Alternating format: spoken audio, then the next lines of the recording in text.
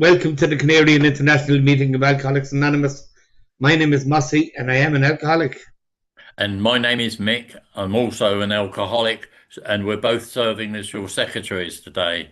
Please join us for a moment's silence to remember the still suffering alcoholic, both inside and outside this meeting. And Mary's going to read the preamble for us. Morning, good afternoon, good evening, wherever you are in this wonderful world. Hello, my name is Mary, and I am an alcoholic, and I believe this is the 1947 version of the preamble. Alcoholics Anonymous is a fellowship of men and women who share their experience, strength, and hope with each other, that they may solve their common problem and help others to recover from alcoholism. The only requirement for membership is an honest desire to stop drinking. AA has no dues or fees. It is not allied with any sect, denomination, politics, organization, or institution, does not wish to engage in any controversy, neither endorses nor opposes any causes. Our primary purpose is to stay sober and help other alcoholics to achieve sobriety. Thank you. Thank you, Mary. And a very warm welcome goes out to any newcomers or anyone returning to Alcoholics Anonymous. And that's it, folks. Our speaker today has flown all the way from California to speak for us. Kelly, you have 45 minutes. I'm really delighted you're sharing with us. Really delighted to get to know you a bit more and take it away. You have 45 minutes. So starting now. Yeah. Okay. Hi, my name's Kelly. I'm an alcoholic. Hi, family. Also, people call me Kelly Breathe. That's not my real last name. That's a nickname. I came into the rooms when we had Patch Alex, Roofer Tim, who, all the nicknames that Singin' Sam and all these good things that, well, that's when we had nicknames. I don't see many people doing nicknames anymore, but I got one, and how it came about, I guess, was people would, when the newcomer comes into a meeting, they raise their hand and they go, "Hi, I'm new." And then everybody swarms over to them and they're like, I just want to get my court card signed. And they're like, "Come talk to Kelly," and I could see them like trying to back away and just breathe. You're not going to remember anything I say anyway. Just breathe and come back.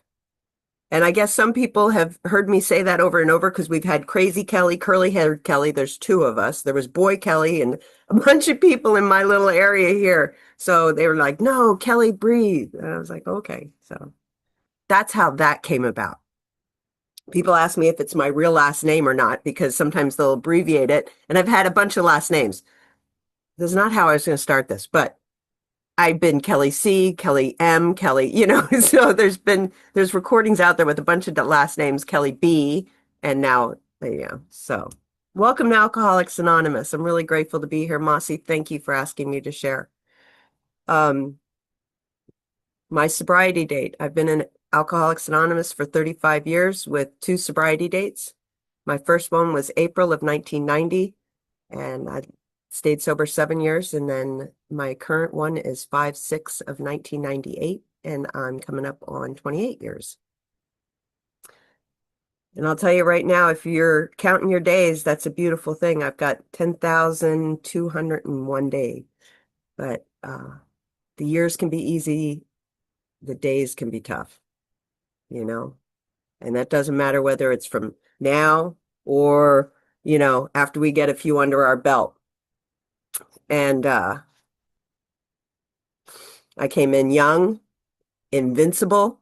I was going to conquer the world, and come from kind of normal family too. I thought so. I thought it was normal for Uncle Tony to pull a gun out of the wall in the kitchen with little etchings on it, And I'm like, "That's so cool, Uncle Tony. I want to hide stuff in the wall." My first drink was probably dipping my fingers in, and grabbing the ice cubes out of my mom and dad's whiskey drink. My sisters will all be like, they didn't like it. I'd be like, "Can I have more ice cubes?" So from an early age, I like the taste of alcohol. I like the I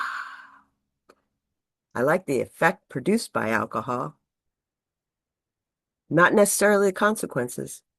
You know, I have a beautiful family. I walk to church every day with my grandmother, and my dad was a violent alcoholic. I remember he would beat my mom, and we thought the baby's head exploded, but she was, something happened and they got in a fist fight and she was trying to protect the baby, that kind of stuff going on. Dragging her through while we're eating SpaghettiOs. You remember these things vividly while he's dragging her by her hair because he had one too many to drink. And I don't know that I ever thought that it was the alcohol. I just knew that that was scary. My mom left my dad, went to a small town. My aunt had, we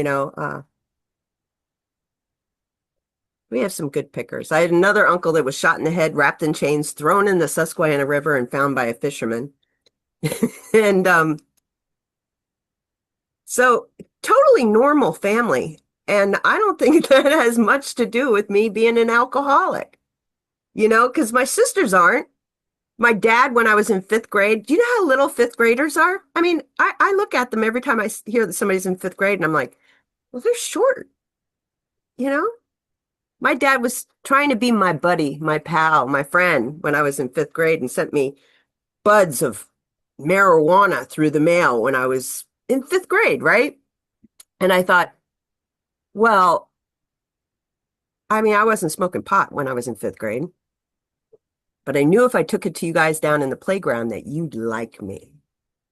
So I think that's normal for any kid, that ability to get people to like you, get away with what we can get away with. We smuggled in alcohol to the Catholic school and were drugged by the ear by the nurse, the nuns, and everybody got expelled except for me because my grandma broke ground for the church, and Kelly only had to clean the rectory.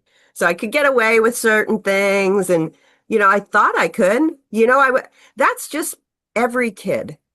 I don't believe that it was. There's an argument that goes on. Was I raised with it? Did I develop it?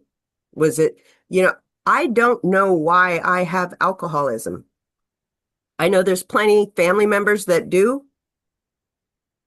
And I can't say that anything that I have gone through, lived through, or survived has brought me to this. All I know is that I am really grateful that someone figured it out and that you guys told me about it and that I realized that I'm an alcoholic. So it doesn't matter whether I was born with it or developed it, And we want to relate in here. That's a really cool thing. I want to welcome anybody that's got, that's counting their days. But, when I was in high school, I was homecoming queen, student council president, captain of the swim team. I was the tiniest cheerleader that got propped up onto the top, of the chairs. I was even I've got a varsity letter from the men's wrestling team. I went to 7 proms because, we don't overdo anything, do we? But that was me.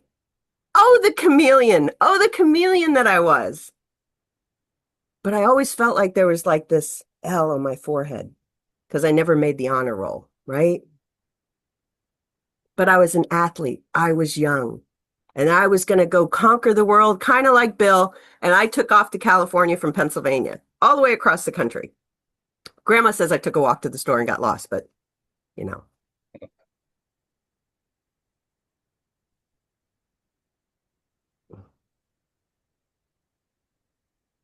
I'm going to fast forward. I had a couple. It was Christmas Day and I'm drinking and I'm doing the kind of things that I do at age 20, 21, right? Out here on my own. I remember it was the day before Christmas. I decided to send my mom's Christmas gift to Pennsylvania that day and then call her with some excuse. I'm so sorry, Mama, you're not going to get your present until after Christmas. And that's okay, honey. I'll see you in, January. And she calls out to my aunt, Ev, when are we going to California? And that night, my mom, or that Christmas morning after the gifts were opened, my mom was taken from us suspiciously. And it was a Christmas Day, and I was there to get those gifts. And I thought, you know what? They're going to find out, whether it was by the hand of someone else or her own, who knows? We'll never know the answer. And I tried to stop. I was very angry about that for a long time. But I don't know that my anger came through as anything other than they're going to find out. They're going to find out. I've got custody of my 3 little sisters. I'm not all that in a bag of chips. You don't understand. I'm going back home to the small town, that I was, everybody knows Kelly or Kathy's girls because we were all K's, and I can't do it. But I did know how to grieve the way that alcoholics do. I knew how to drink. I knew where the alcohol was, and that's where my alcoholism took off. I don't know that I would have survived had it not taken off as it did, but I went into the small town bars that, I come from a town, well, Philadelphia is kind of big, but the small town that we were in then afterwards it's 1.1 square mile with no traffic light, so everybody knows everybody. And I go into the pool, the D bar down the street, and I'd shoot pool, and I'd hear people say, "You look just like your mom." And I'm like, and very quickly, those responsibilities that I should have had, that I was scared to have, were going by the wayside, because don't you know my mom died? Don't you know? And I treated my family, there's plenty of stories of me going off the cliffs and wondering why there's a branch in the side of the car. I have no idea why that's coming out of the fender. It doesn't look good to me either. But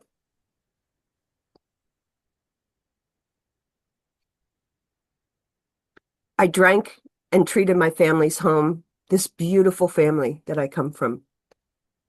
I treated it like it was a Motel 6.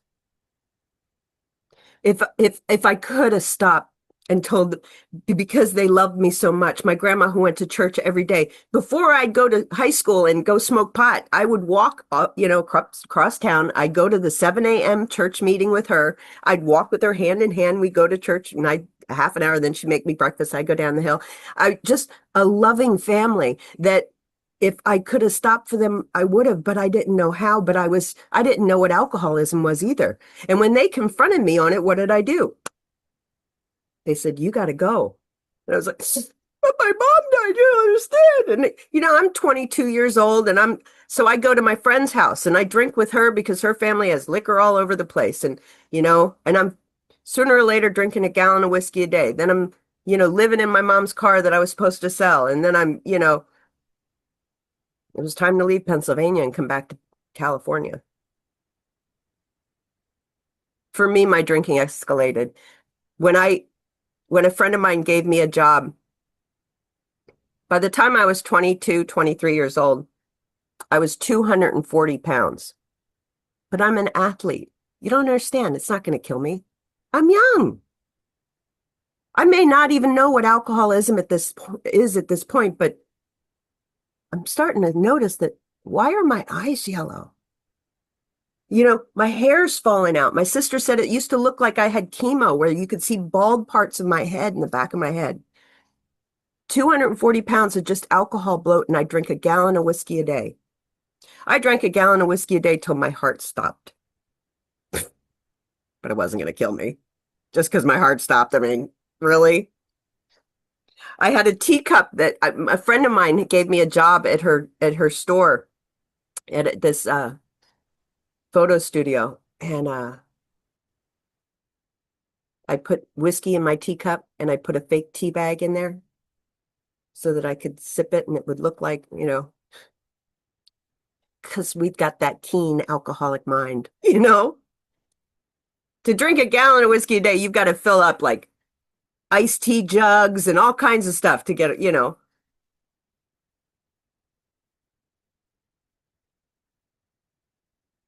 There was a woman that walked into that photo studio once, and she said,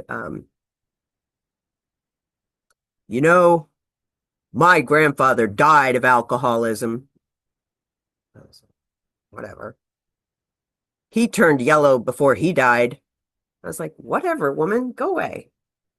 That was probably one of the earliest times I had heard about alcoholism. But because the way she said it, I was like, nobody knows. Nobody knows what I'm doing, what I'm getting away with. In the doctor's opinion, it says, frothy, emotional appeal seldom suffices. Now, that emotional appeal could have been from my family, hanging onto my leg, just going, please don't. You know, my sister's calling, thinking I'm going to die. Please don't do this anymore. You know, somebody's threatening that I'm going to get fired if I do. Or even this woman trying to be, you know, carry a message, and she saw the yellow in my eyes. But when she said it with what her emotion was with also a finger pointing, I didn't hear it. It was like on the top of a cappuccino, that froth just blew it away. It didn't have depth and weight. Now, if this woman would have come into the studio where I'm sitting there doing my drinking, if she would have said, you know, oh, I'll be back in a little bit. I'm going to an AA meeting. I used to drink alcohol. I was actually yellow and before last, you know, a couple months ago. And then I'd be like, whoa, wait a minute. What do you mean yellow? Hold on. Wait, did you see my eyes? I didn't get the message then, you know? I know that there was a time when, you know, it got to the point, even at the age of 23, 22, that, oh, you know, it's a good day when you wake up and there's that much left in the bottle. Oh, because it's such a treasure. You know what I mean? You're like, oh. But I knew that if I drank it, I'd get sick. And at this point, my body was getting sick all the time. You know, when you wake, I'd have to wake up and suck on a washcloth so that I could throw up enough blood and bile. So I might be able to get down that precious little bit that was left. So I might be able to steady myself to stand up and put on some pants to walk down to the store after I stole some money from my roommate so that I might be able to get some more. But this is okay. It's not going to kill me. I got this. I ended up in the hospital and the doctors looked at my chart. They're like, oh my God, she's going to die. I thought, they're impressed with how much I drink. Look at the reaction on their face, you know? But really, after what I thought was entertainment value of how they were so surprised at the condition that I was in, they were going to drain my liver. They, you know, my heart had just stopped. I'm in the ICU, hooked up to machines, and I'm in my early 20s. They're like, my next thought was immediately, this is really interrupting my drinking. You know, how am I going to get the IV pole down and across the drive, you know, across the street, there's a liquor store across from the emergency room. So you'd think that it would stop. You'd think that would make me go, gee, this is not working. There was an old man named Singin' Sam who got sober in 1952. He was a member of the Elks Club with my dad, and he got me my first big book. He'd drive me around. He used to say, doesn't matter whether you came from Park Bench or Park Place, it's the same damn disease.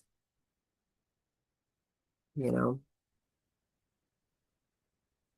Doesn't matter whether you came from Yale or jail.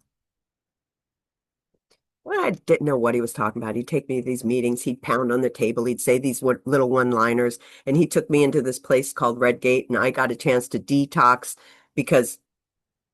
and I thought, wow, this was in 1990, 1989 maybe by then.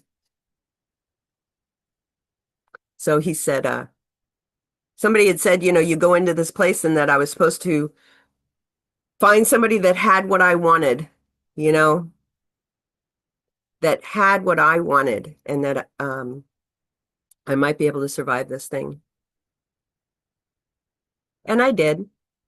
I found him immediately. He was 3 months more sober than me. And I married him. Then he stole my car and we had a baby. So it was just bliss. because that's the progress and way that we do things. I did not get a message by then, but I did manage to stay sober. So yeah, that was April of 1990. He didn't stay sober. I managed to. And with almost 2 years sober, I thought, you know what? I think I'm going to marry him. And his drama kept going, but I had gotten pregnant and I thought I was too busy telling you guys, it's fine. It's fine. It's fine. No, I'm fine. It's okay. Because I don't want to say that he's not doing well because I made this decision. I ended up having my pancreas crushed my lung, esophagus, and diaphragm. I ended up in the hospital and almost lost my son. And again, he was stealing my car and everything else. So I left, and I've been a single mom since he was a month old. My son did survive that surgery, and I managed to stay sober through the steps. It's interesting because coming into the rooms in the beginning, and I may or may not have lost some of you, who knows? And that's okay. But I used to sit and stare at the meetings and I'd be like so nervous to figure out, is it almost over? Is the meeting almost over? Oh my God, she's going to share again. I hate when she shares. You know, Betty Garcia had this long gray hippie hair and she'd swing it while she talked. Every time. And I'd sit back there and I'd be like, oh my God, I can't stand her. Is she still talking? I have no idea what Betty Garcia said. But she would go on and on. She may have pointed at something on the wall and she'd swing this hair. I'm like, she's too old to have that long hippie hair. After the meeting, Betty Garcia came up and said, hi, Kelly. Welcome to Alcoholics Anonymous. I hope you come back. Oh, it's all about me. I love Betty Garcia. Oh, I can't wait to go back now and see Betty Garcia. She's the best, because she recognized me. She saw me. I still didn't know what those things were that she pointed to on the wall. I got a sponsor. I had gotten different sponsors, and everybody says to get these sponsors and to go through the book. And I've had sponsors that say, write down your life story and then I'll tell you what things are your character defects and I'll tell you what amends you need to make. And I've, had sponsors do it that way. So then I'm, thinking, okay, so now when I'm supposed to sponsor people, I think, well, write down your life story and I'll tell you what's wrong with you because I think I know it all and I'm going to pinpoint what you need and what you don't need. And then it's like trying to understand the big book or where the steps are. I'm like, I don't know. Then went through the steps with somebody else, and it's like, well, we're going to do a third step. You got to give it to God. You just turn it over, give it to God. Okay. Well, I said the prayer. I noticed that in meetings, you guys got all emotional when you did your third step. So I thought, there we go. I'm going to share that I did my third step. I was so emotional. And well, was it God's will? What's the difference between God's will and your will? And I'm like, I don't know. You just turn it over. And it was emotional, and you say the prayer and it's emotional. It's so great, So then I did another fourth step. And, there were things that were different about that. I had gone through the steps, right? I got early in those 7 years.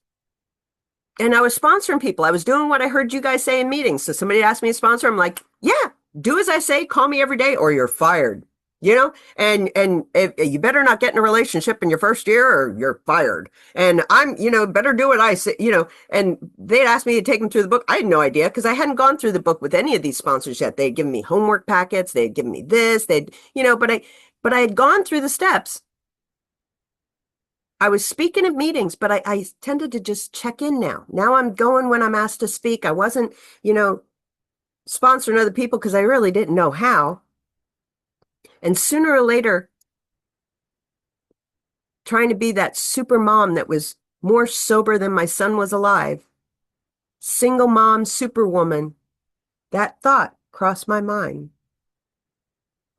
Just this once. I mean, nobody will know.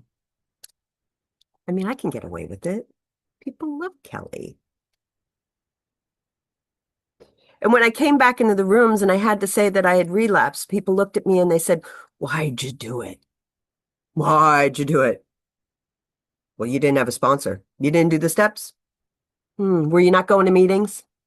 And I'd look at your faces and I go, yeah, oh, yeah, what's the right AA answer? Because I want to say the right thing to you guys. Oh, yeah, well, sure, that was it. But the fact of the matter is I had a sponsor. I had done the steps. I was going to meetings. When looking back, what it really was, I wasn't living in 10, 11, and 12. I had done those things, but I didn't continue that daily reprieve. So how did that happen? How did I become then the person? It was, when you drink and you've got a belly, mindful of AA. God, it was so hard. It was so hard to be a mom and to hide my drinking. And my son got the worst of it. And I couldn't come back into the rooms and tell you that I hit him. And if you knew what kind of mom I was, you wouldn't welcome me back. But you guys came to my house and stayed with me.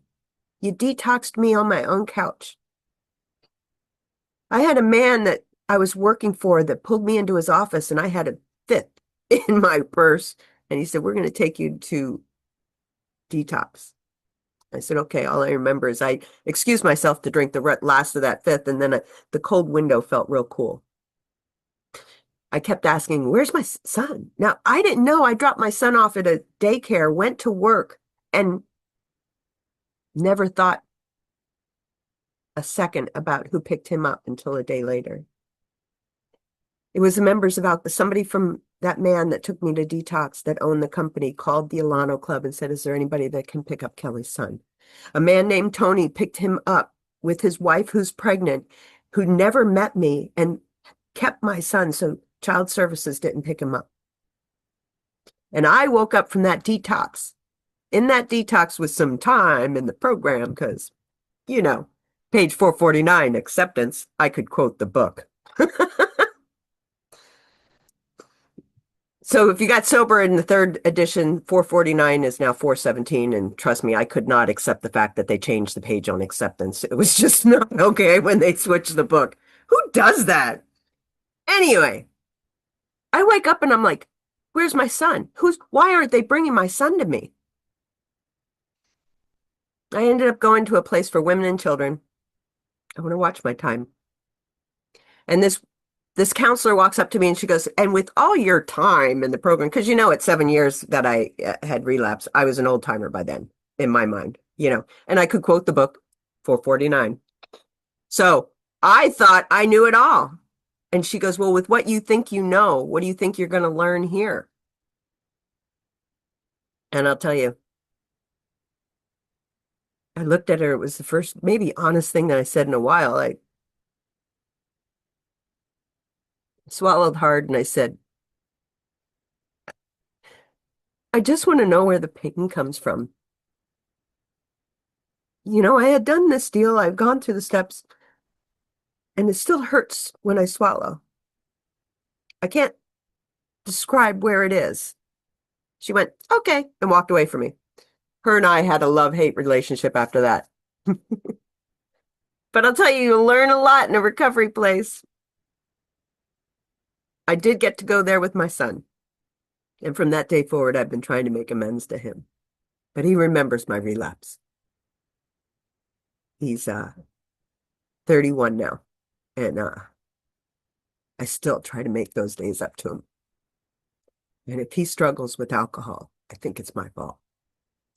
I know I didn't cause it, and I can't cure it. All I can do is be an example. But that's another subject.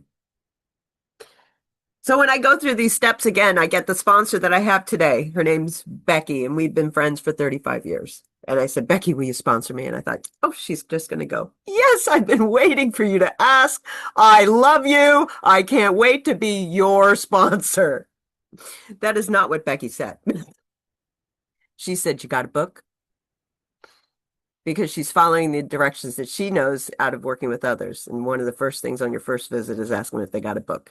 And then she says, "Well, you're going to read it." And I'm like, "Oh, but you know me. I've read the book. And she goes, oh, well, you're going to read it or, you're going to find somebody else. Oh, no, I'll read it. And I read it with her, and we went and got a chance to find out who I am through that big book of Alcoholics Anonymous, and I'm so grateful. She started me out in chapter 7, and the reason she said that was because that gave me an idea of who she was and what her directions were as a sponsor. Because, I would get these sponsors because they looked cool in a meeting. I'm getting that one. She's funny. Or everybody likes her. I'm going to ask her, right? And then I'd go to a meeting in between, talking with the sponsor once a week, and somebody would go, my sponsor has me talk to her every day and tell her what I'm grateful for. And my sponsor invited me over to her house, and I'm like, well, my sponsor didn't do that. Oh God, I picked the wrong one. Now what do I do? It's like a divorce. I don't even know if she went to sponsorship school. So all excited now, the second meeting I have with her, I'm like, yeah, well, So Becky started me in 7 because she goes, these are my directions. And this is what you can do to help somebody else from the very get-go, from day one. Remember being in a meeting and somebody sitting there going, oh my God, I cried and cried through my whole first meeting. I feel so embarrassed. I don't, somebody can lean up to them and go, my first meeting last week, I cried and cried and cried through the whole thing. Can I get you a cup of coffee? That's working with others. And that's working with others with just a day or a week sober. You can carry a message always from the get-go, from the beginning. And she instilled that in me when she started me out and working with others. She didn't say I could sponsor anybody. Oh, no. But I could help do the things that it says. We don't talk down to others. We're helpful. I don't subscribe to the old timer said, shut up, take the cotton out of your ears. You don't know shit from Shinola. You better just, and if you want to go drink, here's $1, go get. No, that's not what our old timers did. That's not what our founders did. If you read the story of Bill and Bob and how they went and talked to Bill Dotson, AA number 3 in the hospital. He looked at them. If you've sat there and said, I've relapsed so many times, I've gone out so many times, this is my 5th newcomer trip. You don't understand. He says it in Vision for You. He goes, I was a lawyer at one time, but man, I got drunk the last 8 times I walked out of this place. I'm not worth your time. I get that feeling. I know that feeling. No, don't give me another newcomer chip. You don't understand. I already got one and I failed you guys. We know that feeling. And Dr. Bob had 12 days when he went to that hospital room, and they didn't point their fingers at him. They laughed a little, but then they told the stories of themselves. And that's what we do. So I can do that from day one, because the essence of me trying to get sober is what I didn't understand at that point was out of self, out of self, out of self. And if I'm not going to learn how to do that from the get-go, then I'm going to be the one that is constantly, up until the time I get to my 12th step and through my steps, I'm going to be the one that's calling my sponsor going, yeah, but me, yeah, but me, yeah, but me. You don't understand. Oh, but this. And then, did you want to read the book? Oh, no, I don't have time. Oh, right. And I will talk and talk and talk, and I will share and share. But I teach my sponsees. I sponsor sponsors is what I tell my girls and some of the guys I sponsor. But it's like, carry a message, but also, even if you're brand new, learn how to turn it around even in the last minute that says, I don't know what I'm sharing or what the solution is, but I know that I'm here and thank you. You know what I mean? Start it off, but always try to bring it around to the point where you're going to be helping somebody else. It's not about me trying to explain what it is I've got going on. I love all the directions in working with others. We are not a religious group. I think that's important. I know how to carry the message of Alcoholics Anonymous by working the 12 steps out of the book of Alcoholics Anonymous. It does not make me a doctor because, just because I've done those steps. So I'm not going to tell you what medicine you should or shouldn't take. I'm not going to be your child psychiatrist. I'm not going to tell you what church you need to go to. A spiritual solution is found here. We heal the spirit here. I've sponsored nuns. I've sponsored atheists. I've sponsored devil worshippers. I've sponsored people that have been that have come from strong religious backgrounds, but those strong religious backgrounds have had some trauma attached to them that are so terrifying and scary that I don't understand. So I'm not here to tell anybody what they need to believe in order to do the steps. All I'm going to tell you is that we have a solution. So if you're struggling like I was, where it was like one day I don't want to drink again. I don't know why I keep doing this. I want to sit in the meetings and tell you that I want to do this again. I want to get this again. I want to do this again, but I don't know if I'm going to be able to get from one place to another. I don't know if I'm going to be able to get home. And why did I do that again? You held my hand through it. You held my hand through it. And you didn't point your finger at me and tell me that I'm not allowed to sit in this seat unless I found a God and named him and claimed him. You just said, we're going to heal your spirit. We have a spiritual solution to your problem. Let's find you in this book. And that's what she did. She walked me through it, man. There is nothing more. When Bill says the remorse, the horror, the hopelessness, the courage to do battle wasn't there. Terror and madness.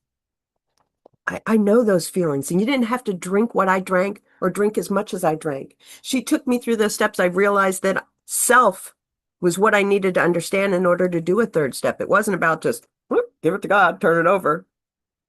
It wasn't even about the word God. It had to do with the fact that for me, I understood that I am powerless because I can't even stop thinking about drinking when I'm not drinking or in the meeting or whether or not I'm going to drink again. And that alone is powerless and unmanageable. I understood that, but then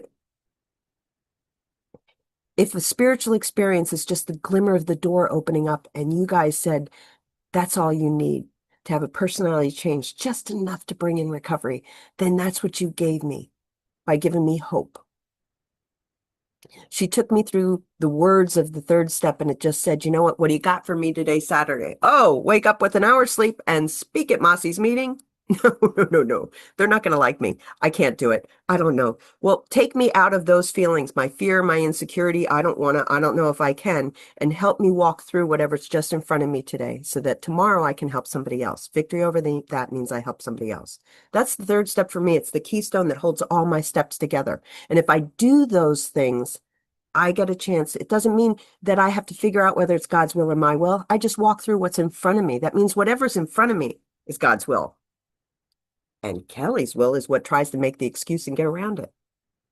I did that fourth step with her, and I'll tell you, being in that recovery house, there was this girl named Susie, and I'll tell you, she did not wash the spoon, and it drove me bananas. She never got in trouble for it either. But I was so ready. It's just wrong. She's wrong. This is not okay. And then she took me through that whole resentment thing, and I realized that there's a prayer that goes with it and what the insanity is of my block from the sunlight of the spirit.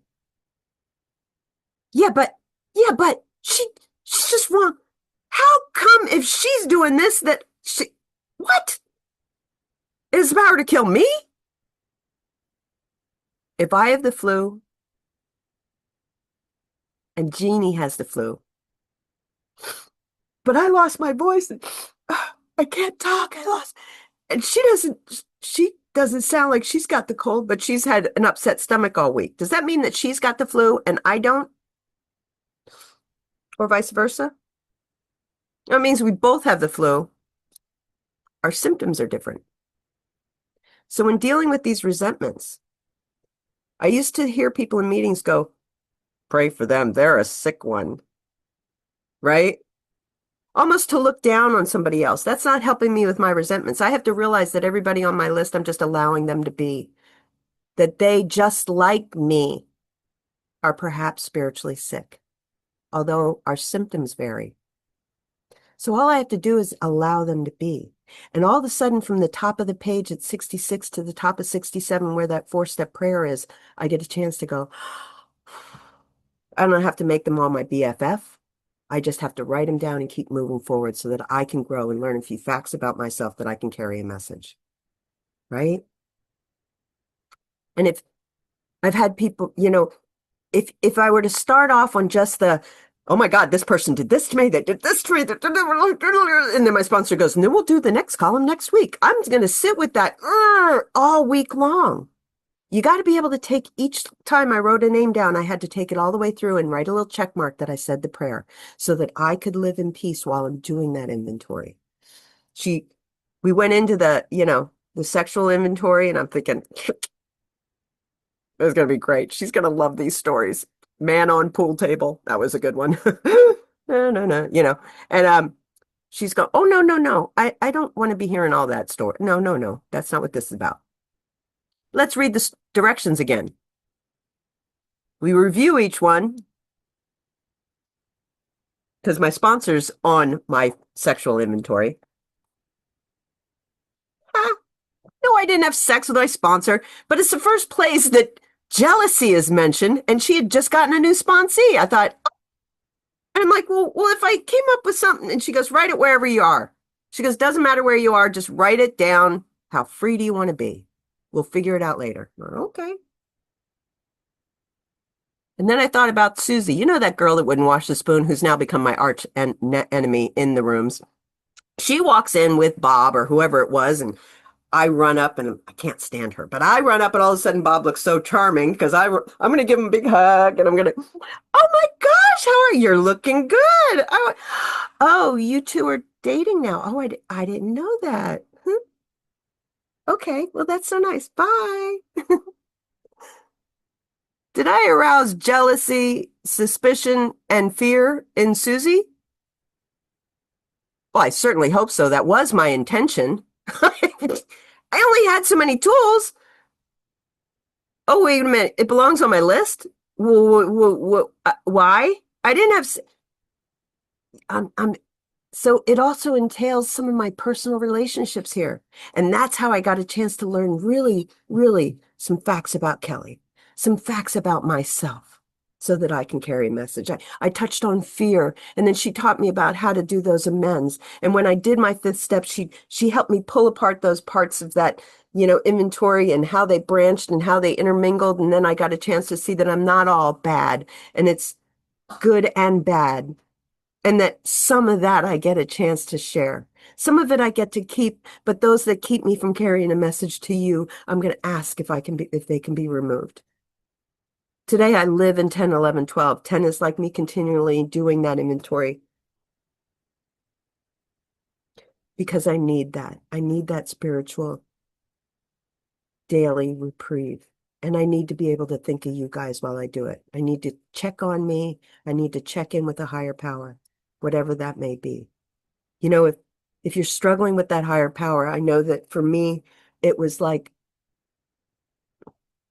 by myself, I don't know how to get past the liquor store. By myself, I don't know how to get from one meeting to the next. By myself, I'm really terrified walking in here and realizing whether or not I can stay sober from today till tomorrow. But somehow there's 22 of you that have done it. So me and I all by myself, I don't know how at that very beginning, but somehow you guys have. So that alone is bigger than me.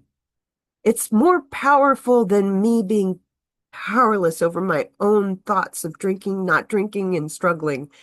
That is enough that got me to say, okay, is that enough to believe that if you guys can smile at me today and you guys can get from one meeting to the next, that maybe I might be able to do that too? That maybe I might be able to become sane. If I do what you do, I may not like it, but I'm going to do what you do. That was enough for me to change the way that I thought. And it was enough to have that spiritual experience, and it was enough to start me on my journey. And as the ice cube melted, I gained my own relationship with my higher power. But it took me looking at who I am. It took me practicing loving you and trying to put my hand out to you when I wanted it to be all about me. It took me practicing the things that you taught me how to practice. It took me doing it on a daily basis when things got tough, when the days were harder than the years, when my son struggled with things. And I thought, you know what? If you knew what kind of mom I was, you would never let me in here. And today my son says stuff like, Mom, when I see that prayer, of footprints in the sand, I knew that it was you carrying me when I was going through my thing.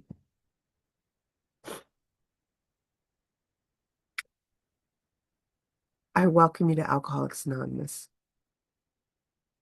I don't know if I've touched on anything because I'll think of something as soon as I log off, I'm sure. But I'm going to tell you, I'm going to leave you with this. Singing Sam used to say one other thing to me when he was new. He'd say, a bell is not a bell unless you ring it. And a song is not a song unless you sing it. Love wasn't meant in the heart to stay, because love isn't love until you learn to give it away.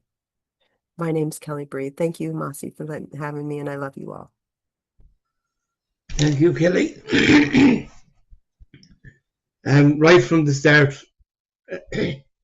you got me. I came into this fellowship at 80 pounds. I've been in hospital. I've been admitted to hospital a number of times. Twice, they called the priest before they called the doctor. They didn't think the doctor was going to get there on time. I was told at 17 I wouldn't see my 21st birthday. Well, guess what? I'm over 21 now. I came into Alcoholics Anonymous for the first 4 years. I'd hear old guys saying the same bullshit that they said every night. And I got fed up with it and I go back out again. Because I wasn't getting it. Now, I never seen the steps or any of that lark. Do you know what I mean? But the last time I came back, I was introduced to a guy called Jimmy Hickey. And that man saved my life. He threw the big book at me. He said, if you want to get sober, this is how you do it. And if you don't now, Massey, take your misery and get the fuck out of here. I didn't like the way he spoke to me. But he let all this resentment register in my head. And then he leaned forward and he said to me, Massey, he said, I promise you a life beyond your wildest dreams if you do what you're told. And I lived that today. I'm blessed I got sober when my kids were small. My daughter was 4 years of age.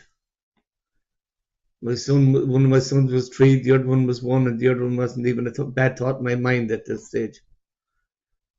And I learned here how to be a father. I learned how to be a husband, how to be a son. I learned how to be a friend. And I was told to start on page 1 of the big book and read a page, only a page a day. But I had to read a line until I knew I was in the line. I had to read the paragraph until I knew I was in the paragraph. And I had to know if I was in that page every single day. Because that's the only way I could learn it. Other people do it differently and they're brought through the book a different way. But that's the way I was brought through it. And you know something? It sank in. I got the opportunity to make amends to my parents. To make amends to my wife, my kids, and everybody else. And you know, as you grow older and the kids leave home and all that, well, guess what? My kids are coming back. My daughter's living on my left-hand side, my son is living on my right-hand side, 4 my grandchildren are living with us. My other son is up and down every day virtually.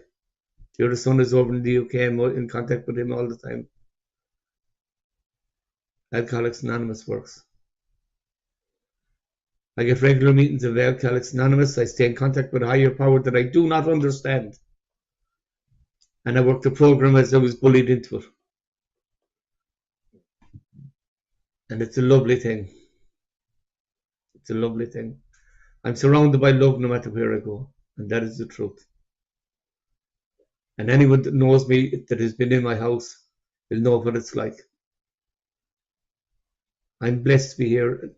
Kelly, I got so much from what you said. And there was one thing you said, and I wanted to comment on it, was towards the end, and I can't remember what it is now. That's my head, you see, again. Yeah, I was with my sponsor. I was newly sober, a few months sober. And we went down to get something at the gas station. And he jumped out of the car. And there was a book left underneath the ashtray. And I pulled it out. And it was a long, slim book. And the book said, if you really knew me, you wouldn't love me. Well, trust me, that book went back in there again. I never even read it. The cover was enough of it. Because if you knew me, you wouldn't love me. But you know, inside here, people know me. And they love me for it. Thanks, Kelly, so much. I really appreciate you this evening. And Mick, take it away there, my friend. Thank you, Mossy. Thank you, Kelly. Wonderful chair. Reminded me of so much. You reminded me of my first sponsor, Eve. You know, she never gave up on me, you know. And when I'd stopped drinking and she said that she'd say to me, she never drove a car and that. She'd phone me up and say, "We've got another one, Mick. Come on, off we go." And I used to say to her, "Eve, I don't know nothing. I don't know what to say or do." And and she but she could talk for England, you know, so I had no worries. And she'd come and visit us in our house and say to my wife, "You keep a wonderful house. Yeah, look how clean your children are. Look how they are." And it gave her hope that Alcoholics Anonymous might change me, and it has. You know, we as this morning we had the 12 rewards of Alcoholics Anonymous of being sober this morning, and I said to the meeting, you know, I wished knew me when before I came into AA, because I was the complete opposite of everything what says on there. You know, I wouldn't help anyone unless there was something to be had. You know, things like that. And I've had my grandson and daughter here clearing up a mess that has got made in my house. I had something happened to me and I bled all over the place. And they were here and clearing the blood and that all that out of the carpets, and you know, making sure. My son yesterday came and sat with me, worked from home in my home to sit with me because my daughter said I shouldn't be left alone. Yeah, you know, this is what Alcoholics Anonymous has given me. You know, a family, not a house, but a home. You know, and I had a wife who was 40 years in Al-Anon before she died. And, you know, and we worked the program together in the home. And I had a daughter who was in Alateen. And we worked that program in the home. The love that you people have taught me is beyond my wildest dreams. You know, giving it away to keep it. Just doing something for someone else and not expect anything back. What a wonderful program I belong to. Thank you, Kelly. The promise, who was going to read the promises, have gone off, Mossy. Jeannie had her hand up there as well. Oh, sorry. All right, Jeannie, please. My Didn't name's see her. Jean. Sorry, my name's Jeannie and I am an alcoholic. Thanks for a great meeting. It's fucking helped me loads. 83, 86, 83. 9-step promises. If we are painstaking about this phase of our development, we will be amazed before we are halfway through. We are going to know a new freedom and a new happiness. We will not regret the past nor wish to shut the door on it. We will comprehend the word serenity and we will know peace. No matter how far down the scale we have gone, we will see how our experience can benefit others. That feeling of uselessness and self-pity will disappear. We will lose interest in selfish things and gain interest in our fellows. Self-seeking will slip away. Our whole attitude and outlook upon life will change. Fear of people and of economic insecurity will leave us. We will intuitively know how to handle situations which used to baffle us. We will suddenly realise that God is doing for us what we could not do for ourselves. Are these extravagant promises? We think not. They have been fulfilled amongst us, sometimes quickly, sometimes slowly. They will always materialise if we work for them one day at a time. Thanks, guys. Thank you. So thanks, Mick, for co-hosting or being my sidekick, whatever you want to call it. Thanks, Bruce and Karen, for your service as well. And of course, Kelly, that was an amazing share for us. And the yellow card, who you see here? What you hear here, When you leave here. let it stay here. And that's it. That's a wrap, guys. Just get Kelly to lead us out this friendly prayer. And again, thanks, Kelly. Fantastic share. The recordings will be edited as the day goes on, and we'll send it on out to you then. Thank you. Okay. The serenity prayer. God, God, grant me the serenity to to accept the things I cannot change, the courage to change the things that I can, and the wisdom to know the difference. Thank you. Thank you all. You guys want to show and tell? You want to see me, the athlete, cheerleader, homecoming queen girl that just a couple of years after graduation? Oh, Wow. oh, Yeah. I love you. Go. Not a difference. That was the gallon of whiskey a day girl that whose heart stopped at 22. People don't believe it. They're like, you were never. Yeah, because I'm like Bad. 110, 112. But Mm. yeah, I look dead in my 20s. I'm You look younger now.